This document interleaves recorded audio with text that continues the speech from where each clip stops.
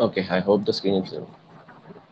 Good morning, everyone. Welcome to the lecture. Welcome to the lecture with the topic of double-strand RNA virus. So, what we'll be studying today? See, today's lecture we'll be focusing all around the double-strand RNA virus. What are double-strand RNA viruses? We had already discussed in multiple lectures that what are different kinds of viruses. We have gone through each and every aspect of the viruses, but what we have not touched is double-strand RNA virus. So today we'll be focusing on this particular group, this particular group of viruses, and we'll be looking by taking certain examples of it. We'll be going in depth with with a single example, and we'll be seeing how this virus behaves as a pathogen, what are the characteristics that are associated with it. So based on that, what can be our learning objective for today? See, in nutshell, we are having a principal objective of, first of all, we should be able to understand what are double strand RNA viruses. Now in that category, there are multiple families, but we'll be focusing on reovirus, and among that reovirus we are taking an example of rotavirus today. So we should be able to understand what is rotavirus. We should be able to understand its infection cycle, its replication cycle inside the host, and then what are the immune responses that we are mounting against that particular rotavirus, and how we have managed to to curb the disease which has been caused by this particular virus. So I expect that by the end of the lecture you will be aware of the complete structure, the replication mode, the receptors which are involved, the different structural and non-structural proteins that are present inside that particular virus, and the antiviral state that is required to be maintained by our body, how that antiviral state is maintained and how it is invaded by that particular virus, and what are the different management strategies that are currently available in the world that has been used and approved and used for the management of this particular disease. What is the global burden? What is the epidemiological studies? So in nutshell, we'll be completely summarizing each and every aspect in detail in this particular lecture. So let's go ahead and start this particular part. Now first of all, we should be able to understand clearly what is the relevance of studying this particular category of virus. The category of virus I'm talking about is rotavirus right now, because it is an example of double-stranded RNA virus. Now this double-strand RNA virus, that is rotavirus, belongs to a family which is Reoviridae. Reoviridae. So what is the relevance? What is the relevance of studying this virus? See, epidemiology or epidemiological studies have clearly shown us that this is a very pathogenic virus. It causes infection in children, and you will see that almost by the age of 5, almost all the children are getting exposed to this particular virus. Now what this virus induces? This virus induces diarrhea.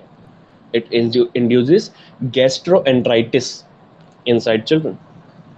So the child will be suffering from severe diarrhea, loss of fluid, and thereby at the some terminal cases, it might also result in the mortality. And not almost what I mean. By almost what I mean, it is estimated and clearly shown with the studies that almost more than a million, children go towards mortality, go towards death per year based on this particular rotavirus infection. So this much how the prevailing this rotavirus is, and that's why we should understand the complete infection cycle of this particular virus and what are the management of this particular virus that are currently present. First of all, as I showed you, that that diarrhea was diagnosed and identified in 1973, and the major cause of that diarrhea, now we know that major cause of that diarrhea is rotavirus infection. Now when I talk about the death of that particular infected children, then what is the percentage of childhood death that we are relating to diarrhea? And out of that diarrhea component, what is the percentage that rotavirus is responsible? That is the part of epidemiological series, and that will clearly show us the picture why this particular virus is important. So out of the complete childhood death, if we summarize it, almost 19%, 19% of the death can be related to diarrhea, loss of the electrolyte balance, lots of water. Although there are multiple other factors that are involved, like malnutrition and certain other diseases, but when we are talking about this particular factor, which is 19% in case, the 19% that is diarrhea, which is causing cell death, then among this 19%, if we compare what are the causes of this diarrhea,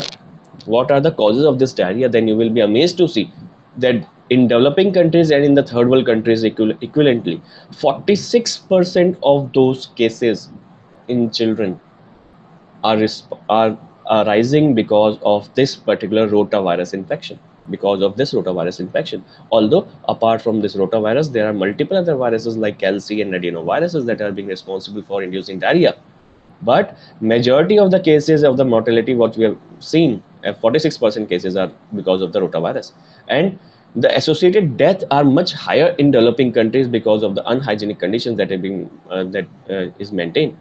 So the percentage of death in children less than 5 years of age is very high when we are talking about this particular rotavirus infection. That's why we call it as under 5 mortality rate. Under 5 mortality rate means death rate in less than 5 years of age. And because of the rotavirus, I just given you a global prevalence, worldwide prevalence of this particular virus. How it is affecting. See the red zone. What is the red color is representing? It is representing 100 to 500 deaths per lakh individual.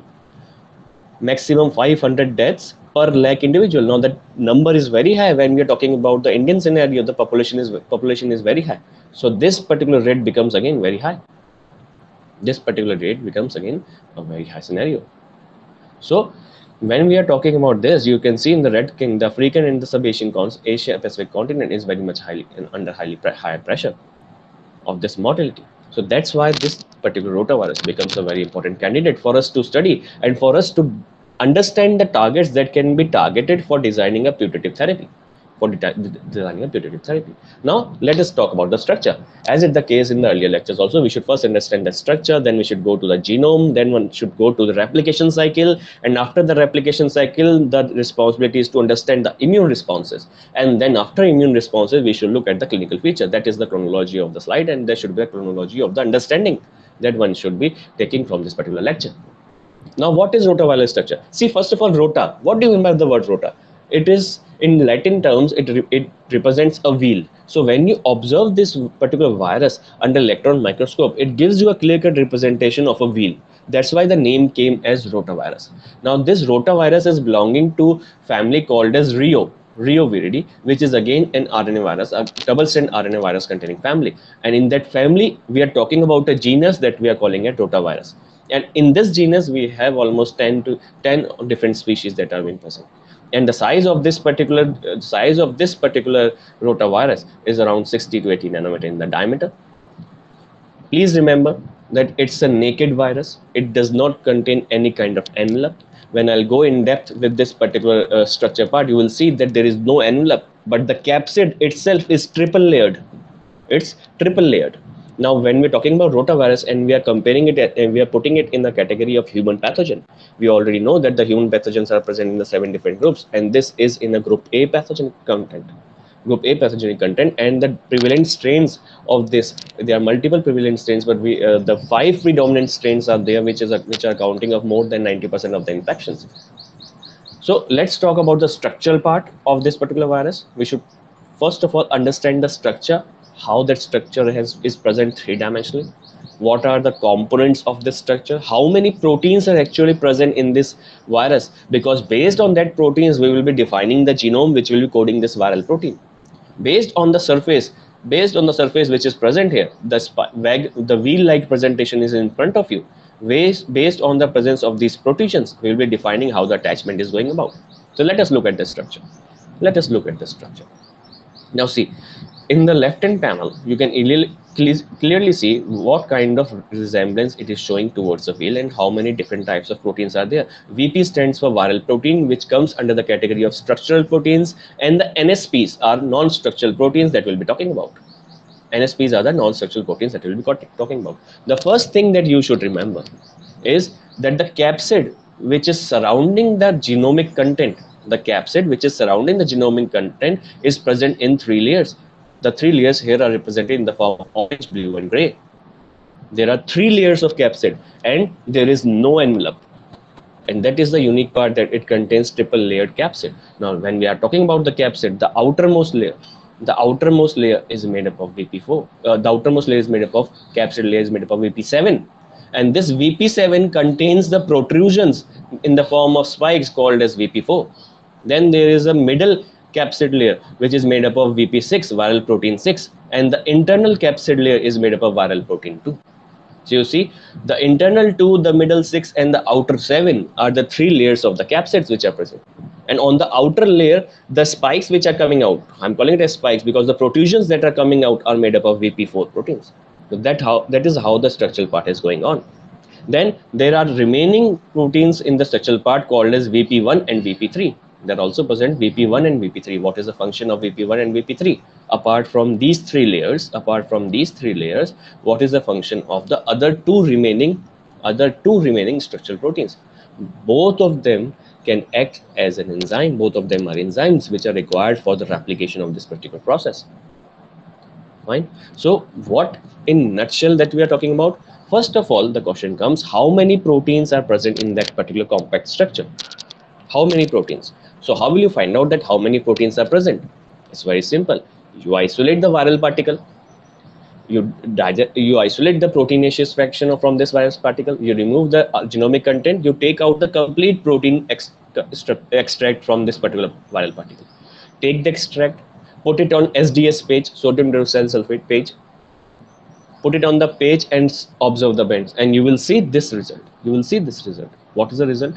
You will see this, that the complete protein is now fractionated into 11 different kind of bands, and that is how we came to know that how many types of proteins are present inside this particular particle. The VP1 is where, what is the molecular weight of VP1? Since it is the most heavy protein, that's why it is being separated first of all, and the lightest protein, that is NSP5 and NSP6, have been are coming at the late end part. So when we are talking about the complete structure, when we discuss the complete structure in this manner, that the outermost part is now we are completely understanding. Then what about the NSP, non-structural protein? See, non-structural protein will not play any role in the forming a three-dimensional structure. Then why they are required? They are required because they are very much essential in two aspects. First aspect is to replicate the viral genome inside the host cell. The second aspect is to evade the immune response. They will be used to suppress the immune response that will be mounted by the host cell. So in that category, the NSP1, this NSP1 plays a major role in evading the immune response of the host. And not only this one, NSP1, the other proteins like NSP4 and NSP4.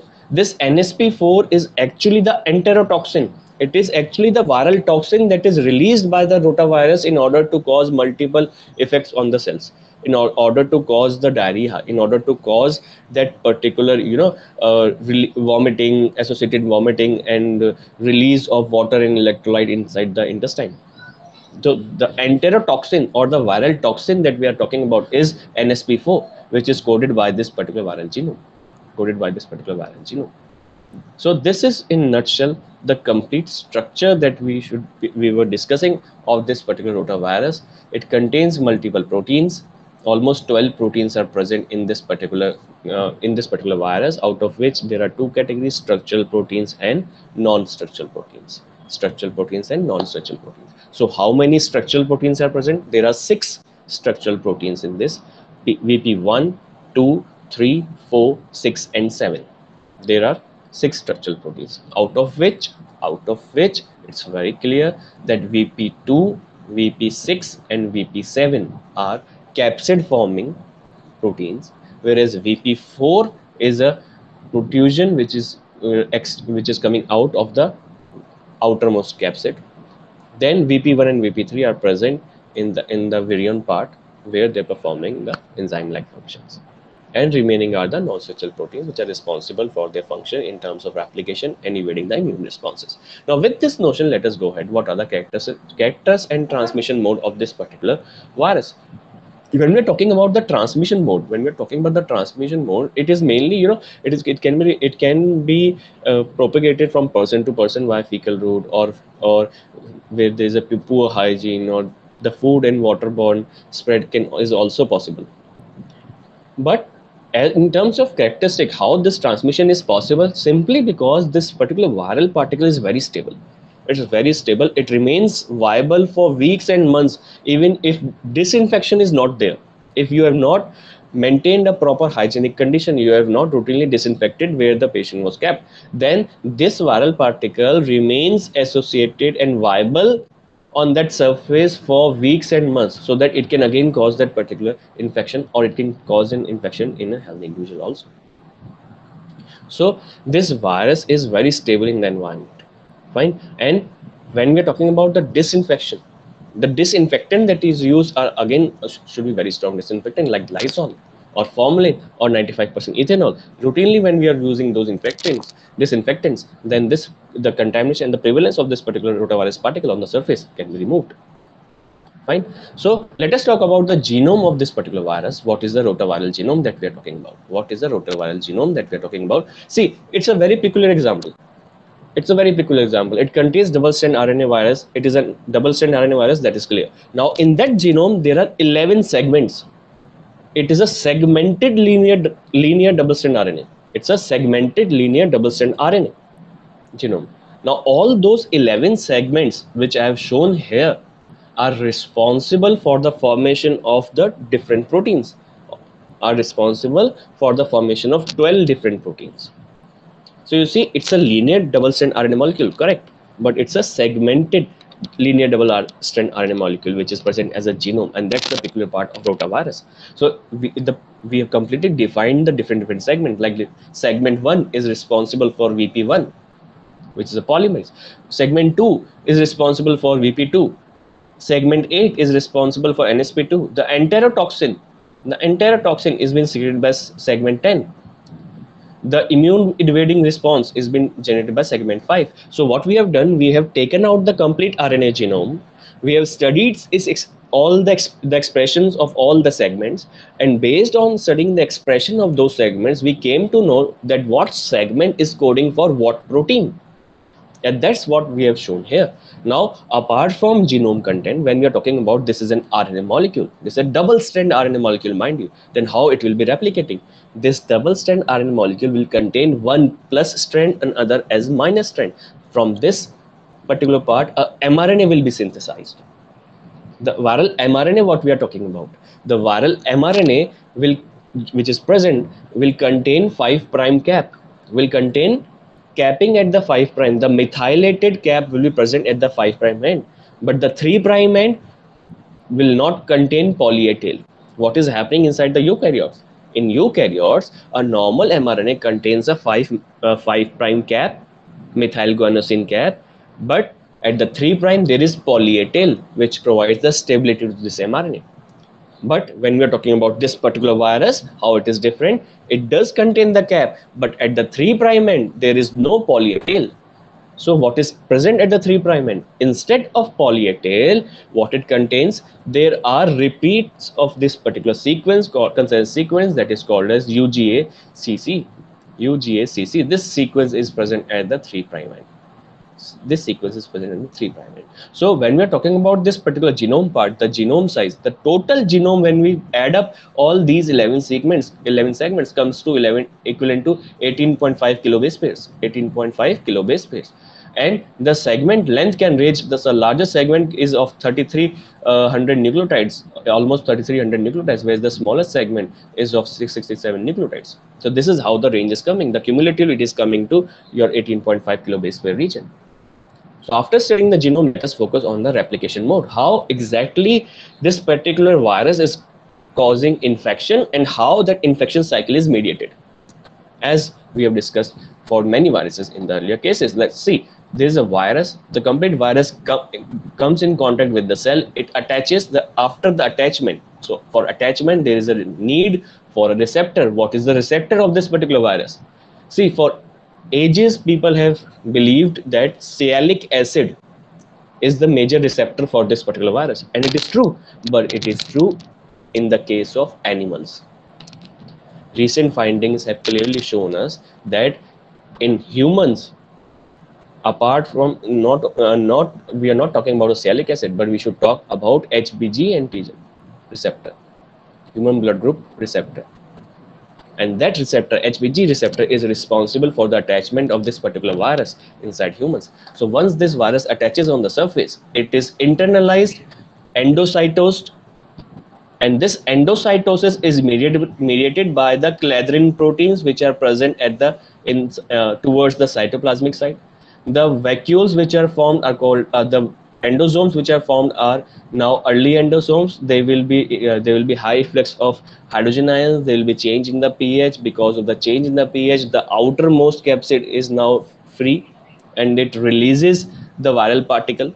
Now this particular viral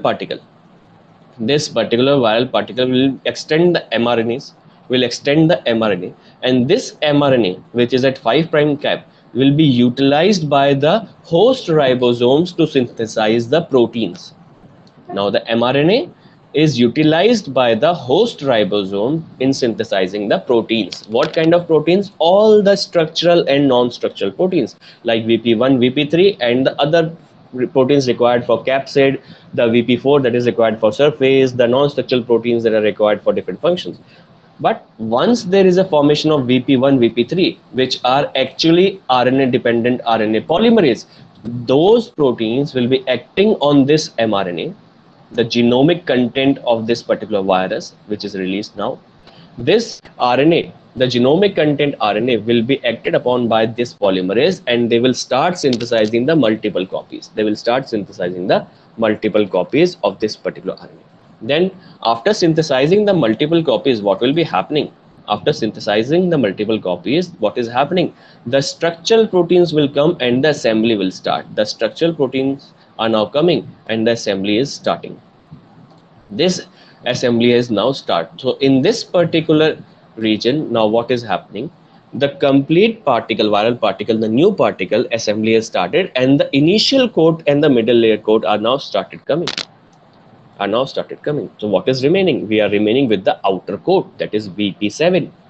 So when the assembly is happening inside that at the first stage inside that particular nucleus, what is happening? The outer coat, that is the inner and the middle coat, are being formed, and then that particular virus is budding off from the membrane and going inside the endoplasmic reticulum, in this rough endoplasmic reticulum.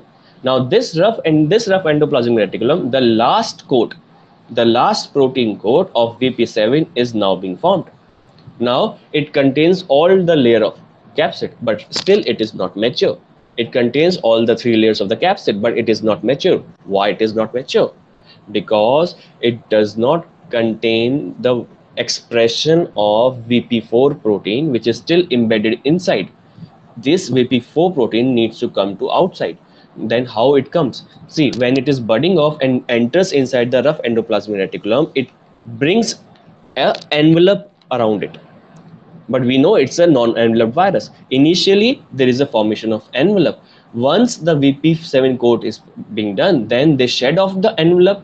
The shredding of envelope results in expression of VP4 surface protrusions on the viral particle, and this results in the formation of mature virus. Now, once the mature virus is there, it is secreted out of the cell via vesicular transport. Now, what is unique in this thing? We had studied in multiple viruses. Then when there is a release of this particular virus, then the release is mediated by ER and Golgi and then outside. But in this, there is no involvement of Golgi apparatus. No, it's a non-Golgi body, non-classical vesicular transport, which is Golgi independent. It will be directly released to the outside of the cell from rough endoplasmic reticulum. Not only this, it can also perform the lysis and can be released outside from the cell. So see, this was the complete replication cycle from the start to the release of the cell. So we have understood that what is the characteristic feature of the replication cycle, what are the different proteins that are being involved in this particular process. Then let us shift ourselves towards the next part of this particular cycle, that is pathogenicity, how this particular virus is causing the, causing the infection, how it is particularly causing the diarrhea, how it is particularly causing the gastroenteritis. See, this viral particle infects the small intestine. In this small intestine, the VP4 attaches to the cells that are called as enterocytes via receptor binding, and then starts damaging the cell. The damaged cell now, the damaged cell of the intestine then goes about the signaling, and then they release the watery content and the electrolyte content inside the cell, which actually causes the diarrhea. And you can see, you can, in histopathological studies, you can clearly see that the normal villi lining is now distorted. There is no proper lining of villi, which, and there is multiple fluid accumulation inside that particular lumen. And you will also see the presence of NSP4, that is an enterotoxin, in this particular lumen. So there is completely loss of what? There is completely loss of any kind of absorption power which is mediated by the absorptive surface. So that results in a watery diarrhea. And how exactly that is induced, let us see. Now, when the virus is attached to this particular enterocyte, it starts synthesizing the proteins, right? And that, in this particular protein, the protein that is very much important is NSP4, non-structural protein 4, which is an enterotoxin. This enterotoxin will be released from the infected cell. It will go and bind to enterochromaffin cell, EC cells. These are again enteroendocrine cells which are present inside the intestine. This enterochromaffin cell will take up the NSP4, and this NSP4 will bind to the receptor. Thereby it will increase the calcium ion concentration inside the cell. Once it has increased the calcium ion concentration inside the cell, it releases a hormone that is called as 5-HT, 5-hydroxytryptamine. Now this particular molecule is responsible for signaling. The 5-HT, 5-hydroxytryptamine, is responsible to signal our nervous system. It is responsible to provide a signal to our nervous system. It's a neurotransmitter which is released from the intestine. It will be released from the intestine. Then it signals our nervous system, the submucosal plexus and the meningeal plexus, and thereby it induces the regulation, the intestinal motility. It increases the intestinal motility. Now, once the intestinal motility is increased, what is happening? The concentration of this particular component called as cyclic AMP is increased. Now, this cyclic AMP increase is what? Mediated by F5-HT, which gives a signal to your brain, to your nervous system. This nervous system will in turn increase cyclic AMP, and this aberrant increase of this cyclic AMP results in the release of electrolyte and water inside the lumen, and thereby causing diarrhea. Simultaneously, what is happening? This particular central nervous system increases the intestinal motility and signals the stomach and stimulates the stomach by a signal called as vasoactive intestinal peptide. Now that particular signals induces vomiting. Which is again regulated by medulla oblongata. So you see, the complete pathogenesis of that particular disease is mediated from intestinal infection, secretion of a neurotransmitter, signaling the central nervous system that you have to do something to increase the intestinal motility. Then that intestine motility is increased, and there is a release of electrolyte in water. And in severe cases, there is a very high release of this particular electrolyte in water, resulting in electrolyte imbalance and diarrhea, and eventually death of the individual. Now, how this particular rotavirus is causing, the evasion of immune response? What is the immune response that we are talking about? So it is always mediated by interferon. It's an interferon signaling that is responsible for maintaining the antiviral state, as we know. So how it is going about? See, once there is an infection of the double-stranded RNA virus, then it is recognized by the RIG1 and MDA1. It is recognized by RIG1 and MDA1, which is again a protein which is a very crucial part of interferon signaling. Now, in the infected cell, when we are talking about, these two proteins will result in the activation of a mitochondrial protein called as MAV, mitochondrial antiviral protein 5. And this activation of this particular protein will result in signals which will which will activate the two most crucial immunoregulatory transcription factors, that is interferon regulatory factor 3 and NF kappa B. Now we know that these two molecules, once they are binding to the DNA, they will result in the synthesis of interferons. So what is happening under normal condition? As soon as the virus is infected, the infected cell will trigger the pathway which is responsible for the synthesis of type 1 and type 2 interferons, that is in interferons. And these interferons are now released from the infected cell. They go to the normal cells which are yet to be infected by the virus particle. They will bind to the receptor and they will initiate the signaling of tyrosine kinase and JAK kinase. They will activate the STAT pathway, and thereby they will increase the interferon synthesizing gene, the interferon repository, the antiviral protein machinery that is required to fight with that particular infection in the cells which are not yet infected by the virus. And this is the normal immune response. So how virus is managing to evade it? They synthesize the proteins, and multiple proteins like NSP1. NSP1 is mainly responsible to suppress this particular signaling which is leading to the synthesis of interferon inside the cell. And also the NSP1 inhibits the JAK-STAT pathway. If the NSP1 is released, the NSP1 goes to a non-infected cell, and there it reduces its immune system to it should not synthesize the interferon molecule, so that virus can easily attach and go for its infection.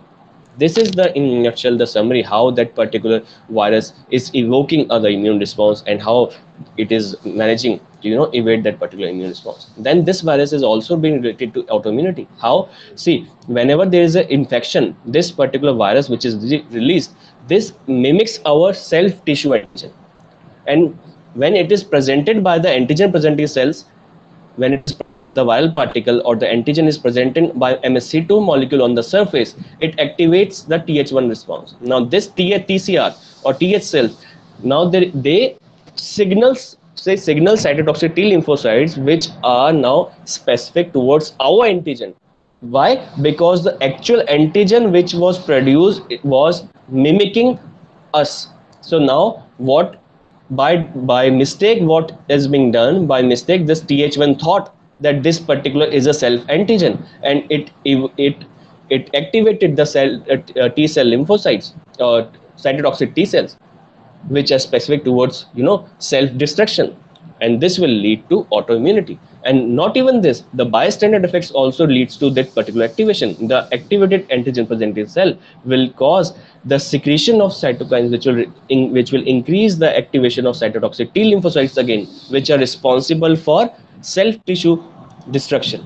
Why? Because the antigen that is being presented, the peptide that is being presented, the viral peptide, is actually mimicking, copying the antigens which are our antigen, which should not be destroyed. So in turn, it is causing the weakening of our immune system or the tissue types, and that is called as bystander effects.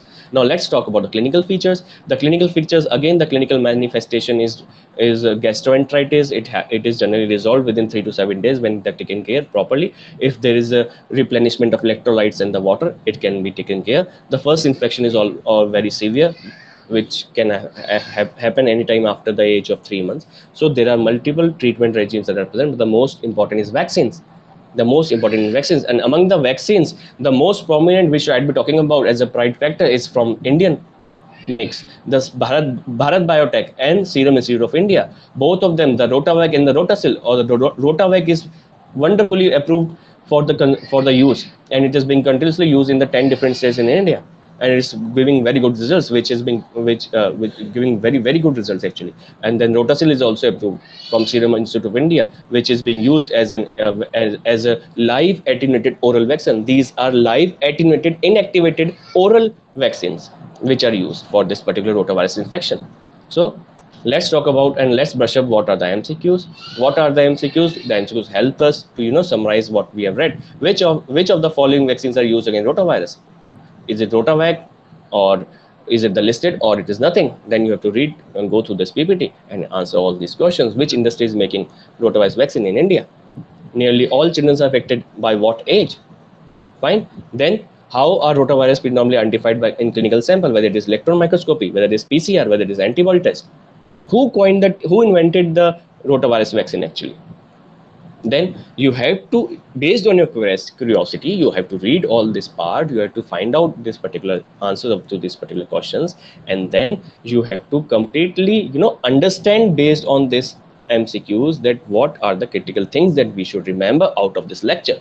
And for your further reading, for the assistance of your further reading, I have given you the references here, and you can go to any of this reference and can increase your understanding of this particular rotavirus infection. So thank you so much for your patience listening, and I hope the lecture was fruitful for you.